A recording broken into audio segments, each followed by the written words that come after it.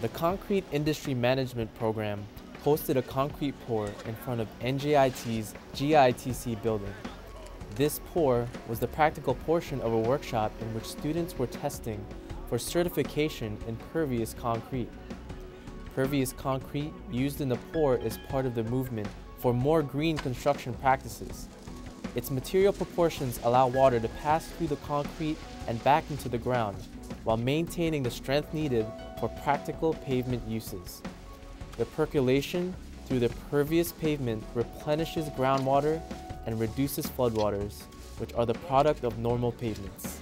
The trucks, equipment, and concrete materials were provided by Colonial Concrete, who demonstrated to the students the specifics involved in a pervious concrete pour.